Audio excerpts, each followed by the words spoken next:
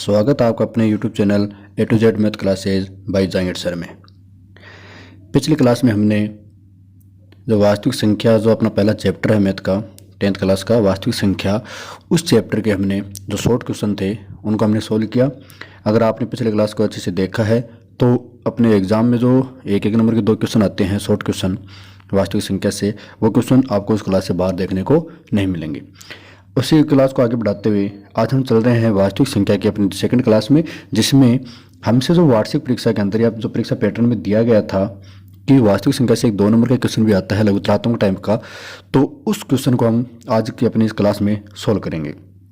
तो वास्तविक संख्या है वो टॉपिक टोटल 4 नंबर का था और 4 नंबर में से 2 नंबर के एक 2 नंबर का एक क्वेश्चन आएगा और एक नंबर के 2 क्वेश्चन आएंगे। एक वाले क्वेश्चन हमने अपनी पिछले क्लास में सोल्व कर लिया और जो 2 नंबर का क्वेश्चन इस चैप्टर से बनता है उसको आज हम अपनी क्लास में सोल्व करेंगे। तो चलो चलते हैं अपनी आज की क्लास में। तो अपनी आज की क्लास का पहला जो क्वेश्चन है वो इस तरह से है कि व्याख्या कीजिए कि पहला जो क्वेश्चन अपना है आज की क्लास का, व्याख्या कीजिए कि 7 × 11 × 13 + 13 और 7 × 6 × 5 × 4 × 3 × 2 × 1 + 5 भाज्य संख्याएं क्यों हैं। मतलब हमें 2 संख्या दे रखी हैं और उन दोनों संख्याओं से हमें यह बताना है कि जो संख्या है वो भाज्य संख्या क्यों है, जबकि हमें पता है भाज्य संख्या किनको बोलते हैं और अभाज्य संख्या किनको बोलते हैं। भाज्य संख्या जिनका एक व स्वयं के अलावा अन्य कोई संख्या से भाग जाता हो, या ऐसे बोल दें कि एक और स्वयं के खुद के अलावा कोई और संख्या भी गुणनखंड हो, उन संख्या को हम भाज्य संख्या बोलते हैं। और अभाज्य संख्या जिनमें एक और स्वयं के अलावा कोई और अन्य गुणनखंड ना हो, उस संख्या क्या कहलाती हैं, अभाज्य संख्या कहलाती हैं। तो चलो देखते हैं इस क्वेश्चन को। पहले जो संख्या में दी गई है वो है 7 × 11 × 13 + 13। इस संख्या में से हम अगर देखें कि अपना जो पहला भाग है, जो पहला पार्ट है संख्या में 7 × 11 × 13, पहला पार्ट तो ये है, फिर प्लस दिया हुआ है, फिर 13 दिया हुआ है। इसका मतलब इस संख्या में टोटल 2 भाग हो गए और दोनों भागों में से हम कॉमन देख लेंगे कि इसमें भी 13 दिया हुआ है और इसमें भी 13 दिया हुआ है। तो दोनों से हमने 13 कॉमन लिया। तो 13 कॉमन लेने पर पहले भाग में अपने पास शेष रह गया 7 × 11 और दूसरे भाग में रह गया प्लस का 1। इस तरह से देखने पर हमें पता चल रहा है कि कोष्ठक के अंदर जो संख्याएं हैं जैसे 7, 11 और 1, उन संख्याओं को हम अभाज्य संख्या बोलते हैं। क्यों? क्योंकि 7 में भी 1 और 7 का ही भाग जाता है, 11 में 1 और 11 का भाग जाता है और 1 में भी 1 का ही भाग जाता है। मतलब ये संख्या ऐसी संख्या है जिनमें 2 संख्याओं का ही भाग जाता है, लेकिन इनसे जो हमने विनिष्ट लिया है वो एक अलग संख्या हो गई। कहने का मतलब जो 13 है वो इन संख्याओं का क्या हो गया, एक गुणनखंड हो गया। तो क्या बोल सकते हैं कि संख्या का एक गुणनखंड 13 है। मतलब जो संख्या में दे रखी है उन दोनों संख्याओं का, तीनों संख्या का जो भी ब्रैकेट में है उनका एक विनिष्ट गुणनखंड क्या हो गया, 13 हो गया। और हमने पढ़ा है कि अभाज्य संख्या में सिर्फ 2 ही गुणनखंड होते हैं, या तो 1 होगा या स्वयं होगा, या 1 और स्वयं के अलावा अन्य कोई गुणनखंड आ रहा है तो वो संख्या कैसी हो जाएगी, भाज्य संख्या हो जाएगी। इस तरह से ये संख्या क्या हो गई, भाज्य संख्या हो गई। इसी तरह से दूसरी संख्या में दी गई थी 7 × 6 × 5 × 4 × 3 × 2 × 1 + का 5। यह संख्या में दी गई थी। इस संख्या में भी देखो प्लस के बाद में 5 आया हुआ है और प्लस से पहले भी 5 आया हुआ है, तो इन दोनों में से हम क्या कॉमन ले लेंगे, 5 कॉमन ले लेंगे। और 5 कॉमन लेते ही जो ब्रैकेट में जो संख्या रह गई वो सारी की सारी संख्या हमने ब्रैकेट में लिख दी। इस तरह से हम कह सकते हैं कि इस संख्या का भी एक विनिष्ट गुणनखंड क्या आ जाएगा, 5 आ जाएगा। कि प्राप्त संख्या भी एक भाज्य संख्या है क्योंकि इसका भी एक विनिष्ट गुणनखंड या गुणनखंड क्या हो गया, 5 हो गया। इस तरह से हम पता लगा लेंगे कि दोनों संख्या क्या है, भाज्य संख्याएं हैं। आ गया समझ में।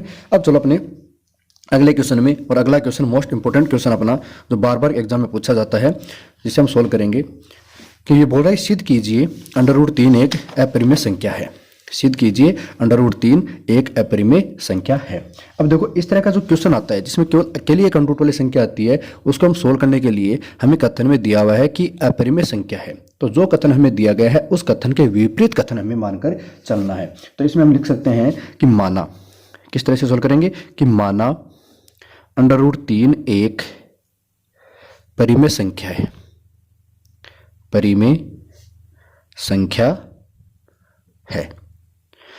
अपना जो कथन क्वेश्चन में दिया था कि सिद्ध करना √3 एक अपरिमेय संख्या है, और हमने इसके विपरीत कथन को मान लिया कि माना √3 क्या है, एक परिमेय संख्या है। जबकि हमें पता है परिमेय संख्या को हम a/b p/q या अपने जो भी अपना अच्छा हो भिन्न के रूप में हम लिख सकते हैं। इसलिए क्या हो जाएगा, √3 को हम बराबर लिख सकते हैं a/b के, कि a/b के फॉर्म में हम इसको लिख सकते हैं, क्योंकि a/b के फॉर्म में जो संख्या लिखी जाती है उनको क्या बोलते हैं, परिमेय संख्या बोलते हैं। अब यहाँ पे देखो कि जो b है वो किसके बराबर नहीं होना चाहिए, 0 के बराबर नहीं आना चाहिए, कि b का मान है वो 0 के बराबर नहीं होना चाहिए।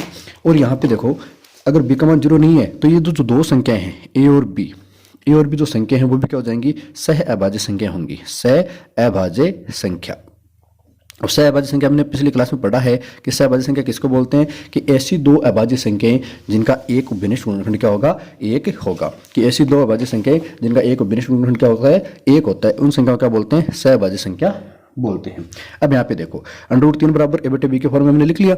अब ये b जो है वो भाग में दिया गया है, इसको बराबर की इस साइड में लेके आए तो किस में आ जाएगा, गुणा में आ जाएगा। तो इसको हम ऐसे लिख सकते हैं कि √3b बराबर a, ये अपना आ गया कि √3 बराबर क्या आ गया, a आ गया।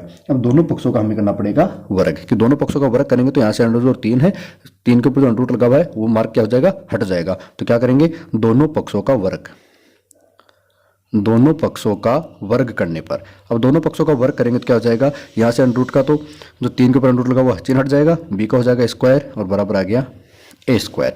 इस तरह से अपने पास समीकरण बन गया कि 3b स्क्वायर बराबर a स्क्वायर, इसे हम समीकरण 1 लिख सकते हैं। ठीक है, कि 3b स्क्वायर बराबर a स्क्वायर आ गया। अब जो 3b स्क्वायर बराबर a स्क्वायर है, इसका मतलब देखो कि b स्क्वायर के साथ में क्या है, 3 है, तो हम इसे बोल सकते हैं कि 3b स्क्वायर है वो किससे विभाजित है, 3 से विभाजित होगा। ठीक है, क्योंकि 3 इसके साथ में संख्या है और हम बोल सकते हैं कि 3b स्क्वायर 3 से विभाजित है। अब यहाँ पे दोनों पद बराबर दिए हुए हैं, बराबर देने का मतलब कि ये जितना मान होगा उतना ही ये मान है, ये जो संख्या है उतनी ही ये संख्या है। तो इसका मतलब भी अगर 3 से विभाजित है तो a स्क्वायर भी क्या होगा, 3 से विभाजित होगा, तो a स्क्वायर भी 3 से विभाजित होगा। अब a स्क्वायर अगर 3 से विभाजित हो रहा है तो हमने पढ़ा है कि a स्क्वायर, जैसे हमने पढ़ा था कि संख्या अगर a स्क्वायर सम संख्या है, p स्क्वायर सम संख्या है तो p भी सम संख्या होगी। अब यहाँ पे बोल रहा है a स्क्वायर 3 से विभाजित है, इसलिए a भी 3 से विभाजित होगा, a भी 3 से विभाजित होगा, विभाजित होगा। अब a अगर 3 से विभाजित हो रहा है तो हम उसको किस रूप में लिख सकते हैं कि a है वो 3 से विभाजित हो रहा है। ठीक है, कि a किससे विभाजित हो रहा है, 3 से विभाजित हो रहा है, और इसके बराबर हम कोई और पूर्णांक मान लेते हैं, जैसे c। यहाँ पे मैंने लिख दिया c क्या है, कि पूर्णांक है। ठीक है, कि a बट्टे 3 बराबर c आ गया, और ये जो 3 भाग में है इसको c के साइड में लेके जाएंगे तो क्या आ जाएगा, a बराबर 3c आ गया। हो गया इतना। इतना करने के बाद में हम दोनों पक्षों का वापस वर्ग कर देते हैं, कि दोनों पक्षों का वर्ग करने पर, दोनों पक्षों का वर्ग करने पर, अब दोनों पक्षों का वर्ग करेंगे तो अपने पास क्या बनेगा, एक का वर्ग करते हैं तो आ जाएगा a स्क्वायर, और 3 का वर्ग करेंगे तो आएगा 9, और c का वर्ग करेंगे तो 9c स्क्वायर। ये हो गया अपना समीकरण 2। अब देखो अपने पास दो समीकरण आए थे, एक तो समीकरण 1 और एक समीकरण 2। समीकरण 1 में है कि 3b स्क्वायर बराबर a स्क्वायर, ठीक है, और दूसरा आ गया अपने पास a स्क्वायर बराबर 9c स्क्वायर। ये दोनों समीकरण आ गए। अब यहाँ से देखो कि समीकरण 2 में a स्क्वायर का मान 9c स्क्वायर है और समीकरण 1 में a स्क्वायर का मान 3b स्क्वायर है। हम लिख सकते हैं कि समीकरण 1 से समीकरण 2 में a स्क्वायर का मान रखने पर, कि a स्क्वायर का मान है वो समीकरण 2 में रख दो तो क्या आ जाएगा, a स्क्वायर की जगह में रखेंगे 3b स्क्वायर, तो आ जाएगा 3b स्क्वायर बराबर 9c स्क्वायर। अब यहाँ पे देखो 3b स्क्वायर आ रहा है, यहाँ पे 9c स्क्वायर है, दोनों में 3 से विभाजित हो जाएगा, तो यहाँ से 3 से विभाजित करेंगे तो आएगा b स्क्वायर, और यहाँ से 3 से विभाजित करेंगे तो आ जाएगा 3c स्क्वायर। ये अपने पास आ गया कि b स्क्वायर बराबर होगा 3c स्क्वायर। जैसा हमने पहले लिखा था वही प्रोसेस यहाँ पे करनी है कि 3c स्क्वायर, यदि 3c स्क्वायर 3 से विभाजित है तो b स्क्वायर भी 3 से विभाजित होगा, b स्क्वायर भी 3 से विभाजित होगा, इसलिए b भी 3 से विभाजित है। अब यहाँ पे देखो हमने जो इतना सोल्व किया है उसमें हमारे एक चीज़ सामने आई कि यहाँ पे b भी 3 से विभाजित है और a भी 3 से विभाजित है, लेकिन हमने पढ़ा था कि a और b क्या सहभाज्य संख्या है, मतलब सहभाज्य संख्या ऐसी संख्या है जिनका a के अलावा कोई विनिष्ट गुणनखंड नहीं होता। लेकिन यहाँ पे b भी 3 से विभाजित है और a भी 3 से विभाजित है, तो क्या लिखेंगे, चूंकि a व b का वो विनिष्ट गुणनखंड क्या रखा है, 3 आ गया, विनिष्ट गुणनखंड 3 है। अतः हमने जो माना था कि √3 क्या परिमेय संख्या, वो कथन क्या हो जाएगा, अपना गलत हो जाएगा। अब अगर विनिष्ट गुणनखंड आ रहा है तो क्या होगा, अपने जो कथन माना था वो सारा का सारा कथन अपना क्या हो गया, गलत हो गया, और हम क्या बोल सकते हैं, √3 क्या हो जाएगी, एक अपरिमेय संख्या हो जाएगी। क्यों, क्योंकि a और b अगर सहभाज्य संख्या तो उनका गुणनखंड 1 होता, अगर 1 आ रहा है तो ये परिमेय संख्या हो जाती, लेकिन इस यहाँ पे गुणनखंड क्या आ गया, 3 आ गया, लेकिन a और b क्या थी, सहभाज्य संख्या, सहअभाज्य संख्या थी, सहभाज्य संख्या है, इसलिए हमारी कल्पना क्या हो गई, परिकल्पना गलत हो गई, और गलत हो गई तो क्या लिखेंगे, तो √3 एक अपरिमेय संख्या होगी, अपरिमेय संख्या है। मतलब हम सीधा बोल सकते हैं कि हमने जो कल्पना की है वो कथन हमारा विरोधाभास है और त्रुटिपूर्ण कल्पना हमने प्राप्त कर ली है। इसका मतलब √3 क्या हो जाएगी, एक परिमेय संख्या हो कर, सॉरी √3 एक परिमेय संख्या न होकर क्या हो जाएगी, एक अपरिमेय संख्या होगी। अब इसी तरह से हम जो √3 वाला जो क्वेश्चन है उस क्वेश्चन की तरह है, हम √2 वाला आ जाए या √5 का आ जाए या √6 का आ जाए, √7 का आ जाए, इस तरह कोई भी संख्या आ जाए उसका अगर हमें अपरिमेय संख्या वाला सिद्ध करना है तो सेम इसी तरह प्रोसेस करेंगे। हमें बस ये ध्यान में रखना है, जहाँ पे 3 है वहाँ पे 2 रख देंगे, 2 की जगह 5 रख देंगे। इस तरह से सोल्व कर हम उन क्वेश्चनों को सोल्व कर सकते हैं।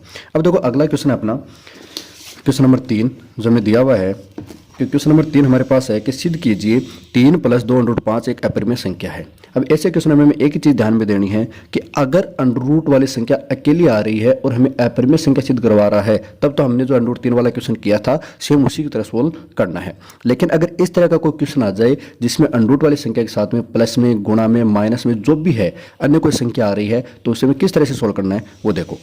यहाँ पे दिया हुआ है 3 + 2√5 एक अपरिमेय संख्या है। हमने भी पढ़ा था कि जो अगर कथन अपरिमेय दिया हुआ है तो हम इसके विपरीत कथन मानेंगे कि माना 3 + 2√5 क्या है, एक परिमेय संख्या है। हमने मान लिया कि क्या है, एक परिमेय संख्या है। अगर ये परिमेय संख्या है तो परिमेय संख्या को हम किसके रूप में लिखते हैं, a/b के रूप में लिखेंगे। इसलिए क्या आ जाएगा 3 + 2√5 बराबर आ गया a/b।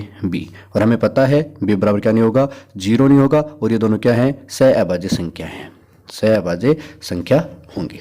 ठीक है। अब यहाँ से देखो इस क्वेश्चन को हमें अलग ही तरीके से सोल्व करना है, क्योंकि जो क्वेश्चन था √3 वाला, √5 वाला, वो तो अलग अपना क्वेश्चन सोल्व हो गया, पिछले की तरह होंगे। इसमें हमें ये ध्यान रखना है सिर्फ कि √ के साथ में जो संख्या आ रही है उन संख्याओं का हमें a/b की तरफ पक्षांतरण करना है और एक साइड में √ वाली संख्या रखनी है और बाकी सारी जो संख्या हैं उनको दूसरी साइड में लेकर चले जाएंगे। यहाँ पे देखो 3 + 2√5 बराबर a/b है, तो प्लस का 3 है, इसका पक्षांतरण करेंगे तो क्या रह जाएगा 2 √5 बराबर a/b। और यहाँ से प्लस का 3 था उस साइड में गया तो माइनस का 3 हो जाएगा। इसे आगे सोल्व करें तो क्या आ जाएगा 2 √5 बराबर b और a का लघुत्तम कितना आ जाएगा b से b को डिवाइड करेंगे तो एक बार जाएगा तो आएगा a माइनस, यहाँ से 1 से करेंगे तो b बार और b को 3 से गुणा करेंगे तो आ जाएगा 3b। अब यहाँ से देखो मैंने बोला था कि अंडर वाली संख्या को अकेला छोड़ना है बराबर के एक साइड में। यहाँ पे 2 अभी भी गुणा में लगा हुआ है तो इस 2 को उठाएंगे तो साइड में चला जाएगा तो भाग में चला जाएगा तो आ जाएगा √5 बराबर a - 3b बटे 2b। ये आ गया अपना कि √5 बराबर a - 3b बटे 2b। अब यहाँ से देखो सीधा करना है, क्योंकि हमें पता था कि a और b क्या है, पूर्णांक है।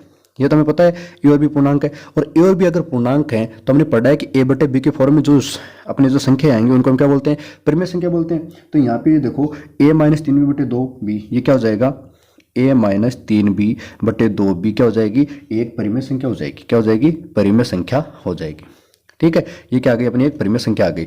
अब देखो अगर a - 3b बटे 2b एक परिमेय संख्या है तो इसके बराबर में √5 है, इसलिए क्या होगा √5 भी परिमेय संख्या होगी, क्योंकि दोनों बराबर में है तो बराबर का मतलब बराबर होती है कि b परिमेय संख्या होगी। लेकिन हम जानते हैं, लेकिन हम क्या करते हैं कि √5 हमने अभी भी सिद्ध किया था कि √3 परिमेय संख्या, तो हम जानते हैं √5 भी क्या होगी। लेकिन √5 क्या है, एक परिमेय संख्या। लेकिन हम जानते हैं √5 क्या है, अपरिमेय संख्या। और अगर अपरिमेय संख्या हम जानते हैं तो हमारी जो परिकल्पना है, हमारा जो कथन है वो विरोधाभास हो गया। और अगर हमारा कथन है वो विरोधाभास हो गया तो ये जो अपने माना था कि परिमेय संख्या ना होकर ये क्या हो जाएगी, अपरिमेय। इसलिए हमारी परिकल्पना गलत है, हमारी परिकल्पना गलत है। वह संख्या 3 + 2√5 एक अपरिमेय संख्या है, अपरिमेय संख्या है। इस तरह के इन क्वेश्चनों को हम सोल्व कर लेंगे। अब देखो ऐसा ही एक क्वेश्चन अपना अगला क्वेश्चन है, उसको भी ध्यान से देखो। अगला क्वेश्चन हमें दिया हुआ है, सिद्ध कीजिए कि 1/√2 एक अपरिमेय संख्या है। अब यहाँ पे देखो 1/√2 आ गया। मैंने बोला था अगर अकेला √ वाली संख्या है तब तो हम उसको √3 की तरह सोल्व करेंगे, और अगर √ के साथ में कोई भी संख्या है तो उससे हमने जो सेकंड क्वेश्चन अपना सोल्व किया था उसकी तरह से सोल्व करेंगे। अब देखो यहाँ पे लिख देते हैं कि माना 1/√2 एक परिमेय संख्या है। ठीक है, कि परिमेय संख्या है, और परिमेय संख्या को हम किसके रूप में लिखते हैं, a/b के रूप में, कि 1/√2 बराबर a/b। b बराबर नहीं है 0, और a और b क्या है, सहअभाज्य संख्या है। सहअभाज्य संख्या है। ठीक है, अब यहाँ से देखो √2 को मैंने बताया था कि जैसे ही इस तरह का कोई संख्या आ जाए तो हमें √2 को एक साइड में रखना है, बाकी को अलग अलग कर देना है। तो यहाँ से देखो 1/√2 है, √2 भाग में है, या फिर इनको हम तिरछा गुणा कर दें कि वज्र गुणा कर लें, तो वज्र गुणा करने पे क्या आ जाएगा √2a बराबर क्या आ गया b। अब यहाँ से b को एक को हटा देंगे तो आ जाएगा √2 बराबर b/a। ये प्रोसेस वापस आ गया अपने जो पिछले क्वेश्चन में किया था। b और a क्या है, पूर्णांक संख्या है कि a और b क्या हो गई पूर्णांक संख्या, इसलिए b/a एक परिमेय संख्या होगी कि b/a क्या हो जाएगी एक परिमेय संख्या है। अगर b/a एक परिमेय संख्या है इसलिए √2 भी क्या होगी एक परिमेय संख्या होगी, √2 भी क्या होगी एक परिमेय संख्या होगी। ठीक है, कि ये भी क्या हो जाएगी एक परिमेय संख्या हो जाएगी। अब अगर इसको इतना करें तो भी सही है, या फिर इसको आगे और सोल्व करें, अगर आगे सोल्व करना चाहें तो इसको हम इस तरह से कर सकते हैं कि यहाँ से अगर इतना करोगे तो सही है, लेकिन अगर इस क्वेश्चन में हमें ये दिया हुआ है कि 1/√2 कि 1/√2 दिया हुआ था और इसको हम a/b के बराबर रख रहे हैं, किसके बराबर रख रहे हैं a/b के बराबर रख रहे हैं, तो पहले हम इसको चेंज कर सकते हैं। चेंज करने के लिए हम क्या लिखें कि 1/√2 को हम √2 से भी गुणा करें, तो √2 से गुणा करेंगे तो अपने पास आ जाएगा √2/2 ये आ गया। इसको हम इस तरह लिखकर इसके बराबर a/b भी कर सकते हैं कि √2/2 बराबर a/b। अब इनको वापस वज्र गुणा करें तो आ जाएगा 2a बराबर √2b, और ठीक है, और 2a/b बराबर आ जाएगा √2। इसको इस तरह भी हम सोल्व कर सकते हैं। वापस यहाँ से हम लिख सकते हैं कि 2a/b a/b के रूप में आ रहा है। यहाँ पे लिखें कि a/b क्या हो गया a/b एक पूर्ण संख्या अपनी जो परिमेय संख्या होती है, इसलिए 2a/b भी क्या होगी परिमेय संख्या होगी, अतः है √2 भी परिमेय संख्या होगी और हमारी परिकल्पना क्या हो जाएगी गलत हो जाएगी। इस तरह से हम क्वेश्चन को सोल्व कर सकते हैं। या तो आप इस यहाँ से जो 1/√2 हमने लिखा इसको ऊपर और नीचे हर का परिमेयकरण कर √2 से गुणा करके भी आगे सोल्व कर सकते हैं, या अगर इससे सीधा करना चाहोगे तो भी हम इसको सीधा सोल्व कर सकते हैं। अब चलते हैं अगले क्वेश्चन में। अगला क्वेश्चन है बहुत ही अच्छा और इंपॉर्टेंट क्वेश्चन है, जिसमें हमें प्लस माइनस की जो गलतियां होती हैं उसको ध्यान में रखना है। अगला जो अपना लास्ट क्वेश्चन आज के क्लास का वो है कि दर्शाइए कि 5 - √3 एक अपरिमेय संख्या है। अब क्या दिया हुआ है 5 - √3 एक अपरिमेय संख्या है, और मैंने बताया था ऐसी संख्या है तो उनको हम क्या करेंगे, जो √ वाले संख्या उनको एक तरफ रखेंगे, बाकी संख्याओं को दूसरी तरफ ले जाएंगे। अब इसमें लिखते हैं माना, सबसे पहले हम जो कथन दिया उसका विपरीत कथन लिखते हैं, तो क्या हो जाएगा माना 5 - √3 एक परिमेय संख्या है। तो परिमेय संख्या रख लिया कि परिमेय संख्या है। अभी अगर ये परिमेय संख्या है तो परिमेय संख्या किसके रूप में लिखते हैं a/b के रूप में लिखते हैं। तो a/b के रूप में लिख देंगे तो क्या आ जाएगा 5 - √3 बराबर a/b आ गया, और b बराबर नहीं है 0, और a और b क्या है सहअभाज्य संख्या है, सहअभाज्य संख्या है। ठीक है, अब यहाँ पे देखो 5 - √3 बराबर a/b आ गया, यहाँ पे √3 माइनस कर दिया हुआ है, तो इस -√3 को अगर हम दूसरी साइड में लेकर चले जाए तो क्या हो जाएगा 5 बराबर a/b माइनस का क्या हो गया प्लस √3। और मैंने बोला था सिर्फ √ वाली संख्या को हमें एक तरफ रखना है, तो √3 को यहाँ पे छोड़ो और a/b का पक्षांतर कर दो, तो क्या आ जाएगा 5 a/b प्लस का था तो क्या हो जाएगा माइनस का हो जाएगा, और बराबर आ गया √3। लघुत्तम लेने पे क्या आ गया लघुत्तम b, और यहाँ पे आ जाएगा 5 के नीचे 1 है, a का भाग दोगे b में, a का भाग दोगे b में तो कितनी बार जाएगा b बार जाएगा, और b बार भाग जाने पर हमें क्या करना है b को 5 से गुणा करेंगे तो आ जाएगा 5b, फिर माइनस b का b में भाग देंगे तो एक बार जाएगा, और 1 को a से गुणा करेंगे तो आ जाएगा a बराबर आ गया √3। वापस वही बातें लिखनी है कि a और b क्या थे पूर्णांक हैं, a और b पूर्णांक हैं, इसलिए 5b - a/b एक परिमेय संख्या है, और अगर ये परिमेय संख्या है इसलिए √3 भी क्या होगी परिमेय संख्या होगी, परिमेय होगी। लेकिन हम जानते हैं √3 क्या है अपरिमेय, लेकिन हम जानते हैं कि √3 क्या है अपरिमेय संख्या है। अगर ये अपरिमेय संख्या है तो हमारा कथन क्या हो जाएगा गलत है, इसलिए हमारी परिकल्पना गलत है, हमारी परिकल्पना गलत है, और दी गई संख्या हमारी परिकल्पना गलत है, वह दी गई संख्या 5 - √3 एक अपरिमेय संख्या है, अपरिमेय संख्या है, अपरिमेय संख्या है। इस तरह से हमें इन क्वेश्चनों को सोल्व करना है, और इन क्वेश्चनों से बाहर आपको बोर्ड एग्जाम में कोई भी क्वेश्चन नहीं मिलेगा। अपनी जो वास्तविक संख्या थी उन वास्तविक संख्या की हमने 2 क्लासें अपने यूट्यूब चैनल पर अपलोड की हैं, उन दोनों क्लासों से अगर कोई बाहर क्वेश्चन आ जाए तो मुश्किल है कि इन दोनों से आपको क्वेश्चन बाहर देखने को मिलेगा। अब देखो इस चैप्टर से अपने जो 2 नंबर का क्वेश्चन है उससे हम रिलेटेड 2 क्वेश्चन आपको देते हैं होमवर्क करने का, ताकि वो आप करें और आपको पता चले कि आप लोगों ने जो क्वेश्चन हमें यहाँ पे पढ़े हैं वो आपके समझ में आए हैं या नहीं आए। देखो पहला क्वेश्चन है, दर्शाइए कि 3√2 दर्शाइए कि 3√2 एक अपरिमेय संख्या है। पहला क्वेश्चन तो ये कि दर्शाइए 3√2 एक अपरिमेय संख्या है, और दूसरा है 6 + √2 अपरिमेय संख्या है, इसे सिद्ध कीजिए। आप स्क्रीनशॉट ले लिए ताकि आसानी से आप इन क्वेश्चनों को सोल्व कर सकें।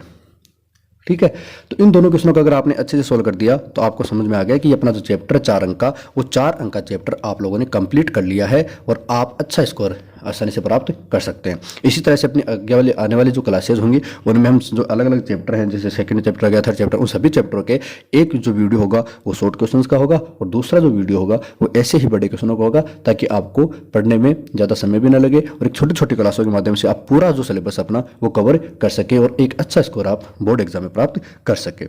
अपने इस चैनल को लाइक, शेयर और सब्सक्राइब जरूर करें, और अपने साथियों से ज़्यादा शेयर करें ताकि उनके पास भी क्लासेस पहुंच सके और उनको भी मैथ का जो डर है एग्जाम का, वो उनका डर भी दूर हो और अच्छा मार्क वो प्राप्त कर सके। धन्यवाद।